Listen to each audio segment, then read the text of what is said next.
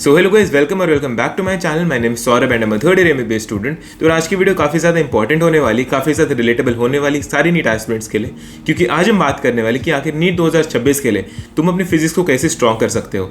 अब देखो, इस वीडियो में मैं भी अपनी काफ़ी ऐसी गलतियाँ बताऊंगा जो मैंने भी अपने नीट के टाइम पर की थी एंड मैंने उसे कैसे सुधारा था और सिलेक्शन लिया था, वो भी बताने वाला हूँ। और इस वीडियो को एंड तक देखना, क्योंकि एंड में आते आते I tell you the most important thing जो मैटर करती है जब तुम फिजिक्स कर रहे होते हो, एंड एंड के महीने में तुम्हारे लिए क्या ज़्यादा मैटर करेगा, क्या ज़्यादा इंपॉर्टेंट होगा। तो यार, इस वीडियो का ये भी मोटिव है कि तुम्हें मोटिवेट भी करूं। तो I start off this video with some motivation. देखो, अभी जब तुम अपने नीट के फेज में हो, जब तुम तैयारी के फेज में हो, तब तुम कहीं नहीं घूम पाते हो, कहीं कुछ ढंग से जा नहीं पाते हो। अगर शादी वगैरह में भी जाना हो तो 10 बार सोचते हो कि सिलेबस रह तो नहीं जाएगा, क्वेश्चन प्रैक्टिस नहीं रह जाएगी, या लेक्चर्स तो नहीं रह जाएंगे। तो काफ़ी सारी चीज़ें होती है जो दिमाग में चलती रहती है जब तुम नीट की तैयारी कर रहे होते हो, एंड तुम कहीं कोई फंक्शन अटेंड नहीं कर पाते हो, कोई जगह ट्रिप नहीं मार पाते हो। लेकिन यार, एमबीबीएस में आने के बाद देयर आर मेनी थिंग्स जो चेंज होती है। तुम आराम से कहीं ट्रिप मार सकते हो। तुम मुझे ही देख लो, मैं जो नीट के टाइम पर जो इंसान पूरी दिल्ली नहीं घूमा था, उसने नीट के बाद दिल्ली को घूमा। उसने वो राजस्थान गया उदयपुर घूमने के लिए अपने दोस्तों के साथ। अभी मैक्लोडगंज से हम आए हैं कुछ टाइम पहले, लेके 1 हफ्ते पहले हम वापस आए दिल्ली, एक 3-4 दिन की ट्रिप मार के। तो यार, घर वाले भी नहीं रोकते जब तुम एक बार सिलेक्शन ले लेते हो, जब एक बार तुम एक पॉइंट ऑफ लाइफ पर आ जाते हो, जब तुमने एक एग्जाम क्रैक कर लिया होता है, जब तुम अपने you have chosen a career, जब तुम उस पॉइंट पे आ जाते हो तो घर वाले भी नहीं रोकते हैं। तो उस चीज़ के लिए मेहनत करनी है अपने को, एंड इसी मोटिवेशन के साथ वीडियो को स्टार्ट करते हैं। अब देखो, हम स्टार्ट करते हैं कि मैंने क्या प्रॉब्लम्स फेस की थी जब मैं एक नीट एस्पिरेंट था फिजिक्स के मामले में।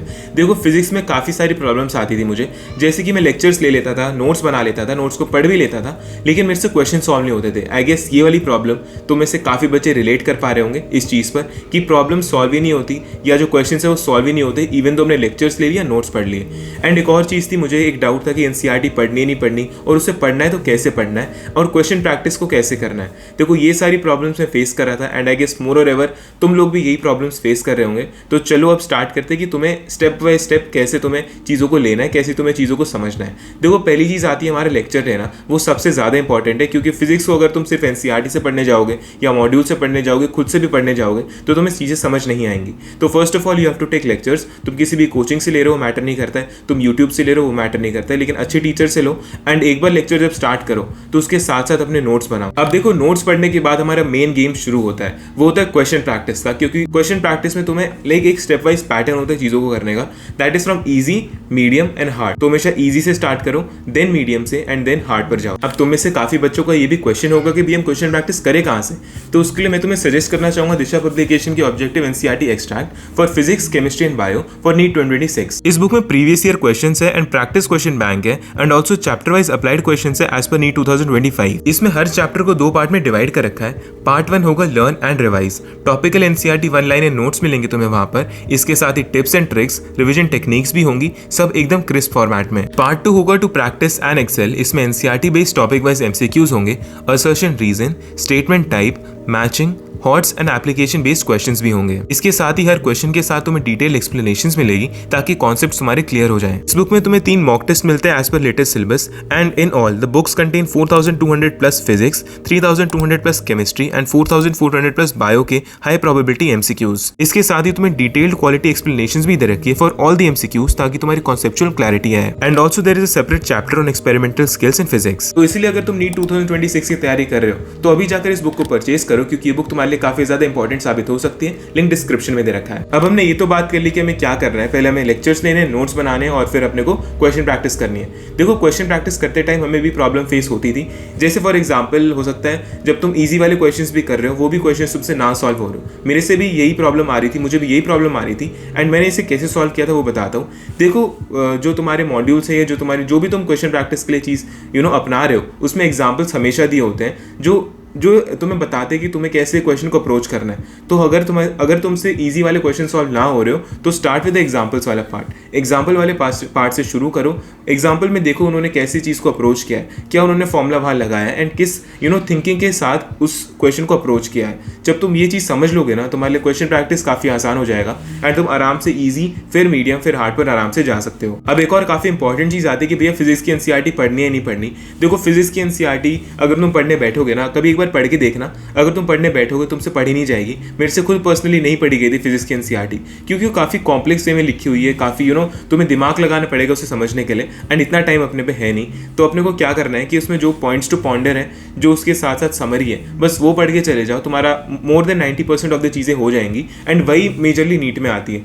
समरी पढ़नी है, समरी को अच्छी तरह पढ़ लेना, पॉइंट्स टू पॉन्डर पढ़ लेना, एंड इसके साथ साथ फिजिक्स की एनसीईआरटी में जो चीज़ इंपॉर्टेंट है वो उसके एग्जाम्पल्स जो एनसीईआरटी में दिए गए उन्हें एक बार एटलीस्ट ज़रूर करके जाना। हो सकता है वो आए ना आए, लेकिन हमारे टाइम में वो आए थे। तो फिजिक्स की एनसीईआरटी एग्जाम्पल्स करके चले जाना, जो उसकी बैक एक्सरसाइज है वो भी एक बार करके चले जाओ तो वो बेटर ही है। अब हम आते हैं हमारे सबसे इंपॉर्टेंट पार्ट पर कि भैया हम रिवाइज कैसे करें फिजिक्स को। उसमें इतने सारे फॉर्मुलाज है, इतने सारे चैप्टर्स है, 11th की फिजिक्स है, 12th की फिजिक्स है, उनको हम कैसे रिवाइज करें। इतने सारे लेंदी चैप्टर्स है, उनको कैसे रिवाइज करें जब नीट के लिए हमारे पास कम टाइम बचा हो, या फिर मॉक टेस्ट जब हम दे रहे हो तब कैसे रिवाइज करें।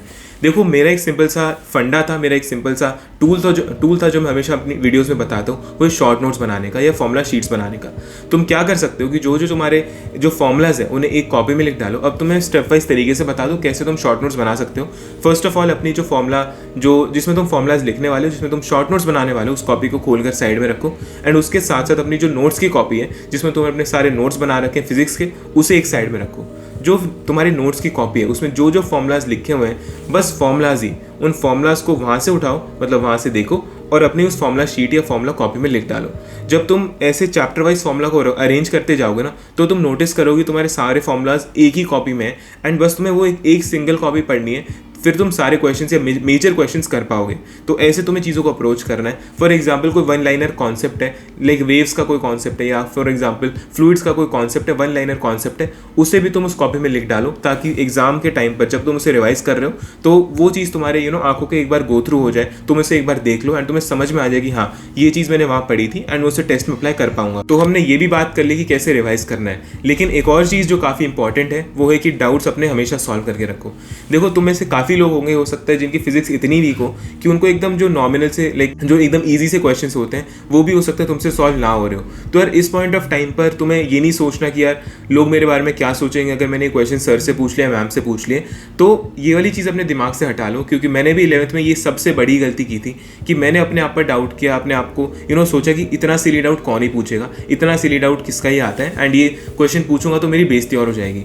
तो यार, ये वाली चीज़ बिल्कुल नहीं सोचनी है, क्योंकि जब तक तुम ये चीज़ या सोच अपने दिमाग में रखोगे तब तक तुम आगे बढ़ ही नहीं पाओगे।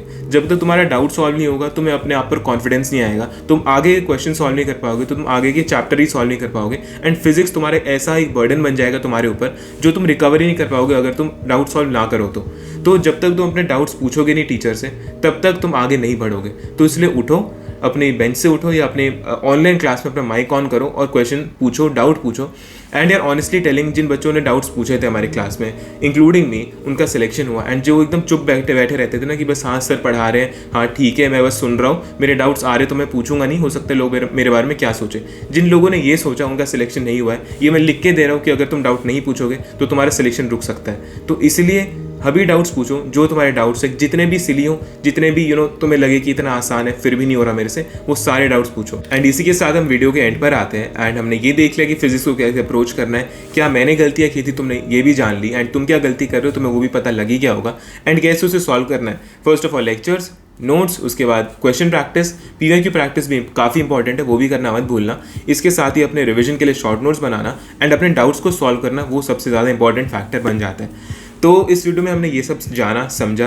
एंड यार, तुम में से हो सकता है 99% लोग फॉलो ना करें, लेकिन वो 1% लोग जो फॉलो कर रहे हैं, वो एक चीज़ ध्यान में रखो, ये चीज़ काफ़ी इंपॉर्टेंट है कि तुम उस चीज़ को हमेशा ध्यान में रखो कि बस ये कुछ टाइम की बात है, 1 साल की बात है। मैंने पिछली बार भी जब तुम्हारे नीट 2025 में कुछ महीने बचे थे तब भी यही बोला था कि बस 4-5 महीने की बात है, लेकिन अब अपने पास ऑलमोस्ट 1 साल है। तो इस 1 साल की बात है, अपनी जी जान लगा दो, जो तुम्हारे पास जो पोटेंशियल है उसे पूरा यूज़ करो, ताकि तुम्हें बाद में रिग्रेट ना रहे कि यार मैं कुछ और कर सकता था, मैं अपना और बेस्ट दे सकता था उस टाइम पर, तो तुम्हारे पास ये रिग्रेट ना रहे। तो इस चीज़ का ध्यान रखो एंड अपना बेस्ट दो, क्योंकि यार बस यही पॉइंट ऑफ टाइम है, यही तुम्हारा नीट का प्रिपरेशन फेज़ है, जो तुम्हें बाद में याद आएगा जब तुम सिलेक्शन हो जाएगा ना तुम्हारा, तब तुम्हें याद आएगा, तब तुम फील करोगे कि हाँ यार मैंने मेहनत की थी, मैंने अपना 100% दिया एंड मेरा सिलेक्शन हो गया। जो बच्चे अपना 100% नहीं देंगे वो हर बार रिग्रेट करेंगे, हर बार नीट का एग्ज़ाम देकर रिग्रेट करेंगे कि यार मैं अपना और पोटेंशियल यूज़ कर सकता था। तो जो अभी पोटेंशियल है तुम्हारा उसे पूरा यूज़ करो, 100% यूज़ करो, ताकि बाद में रिग्रेट ना रहे एंड तुम आराम से एक डॉक्टर बन सको एंड नीट का एग्जाम क्रैक कर सको। तो अगर तुम्हारे कोई डाउट्स या क्वेरीज है तो कमेंट बॉक्स में लिख दो या मुझे इंस्टाग्राम पे मैसेज कर दो, मैं जल्दी रिप्लाई करने की कोशिश करूंगा। बाकी keep hustling and keep studying. Good bye.